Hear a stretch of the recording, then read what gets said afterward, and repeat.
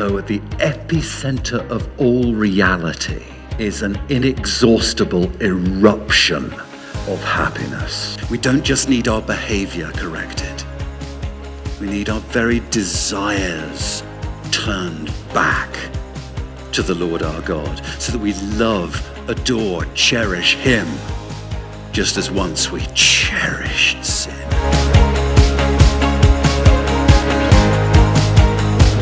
And what I really learned from it is preaching to the heart is about addressing the sin beneath the sin, which then refers to our deepest desires and cravings that we have that lead us to sin.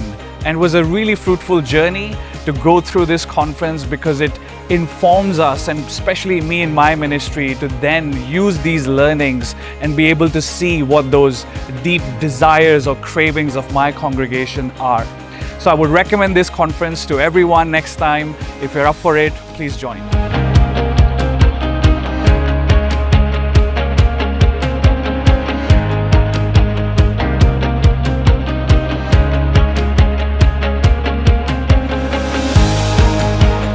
Now, one of the biggest takeaways that we've had in our breakout session is how we take the gospel and preach it to our own hearts. What is the gospel saying? How can we take what we know in our heads and bring it down to our hearts?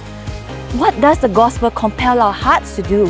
One of the key takeaway from this Heart Matters conference is this breakout session when it talks about leadership, and one takeaway from mine is to recognize the gifts of grace in our weaknesses as a leader. I think that's something that we often don't think much about it, because our instinct is telling us to hide or to cover our weaknesses there. But instead of hide and run away from there, it's rather to see it as a space to experience God's grace.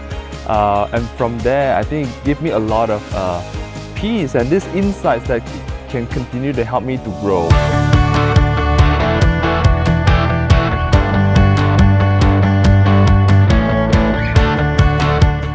I've been blessed listening to the other speakers and the panels and the insight and the wisdom. I think the thing that's really inspired me, to be honest, about this conference is not only the diversity of people, not only the diversity of organisations, but the genuine collegiality and generosity of spirit, particularly that GCN has exhibited.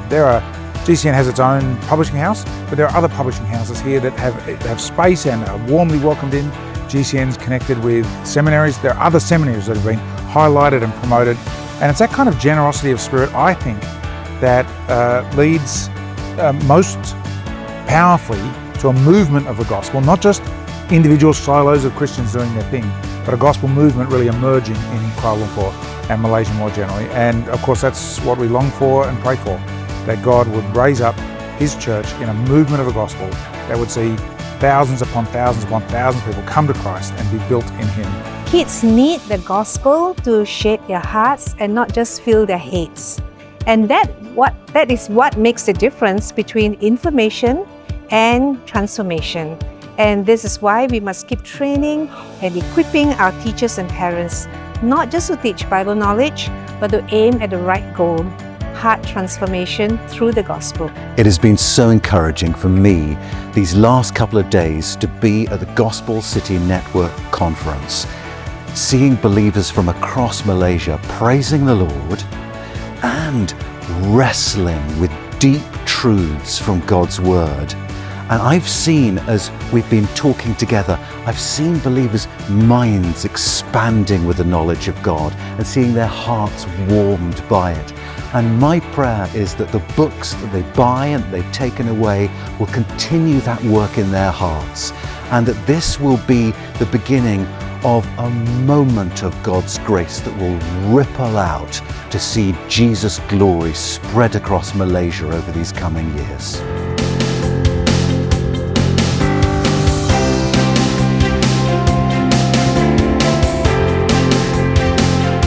Through GCN, I've learned that precision matters when you are addressing these issues and journeying with people through them.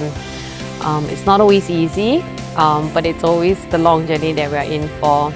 The other thing that GCN has reminded me of is the gospel for my own heart. and learning how to translate that into the lives of others, into the heart of others through their various circumstances or issues. I think that's the bigger challenge, but one that we're not doing alone.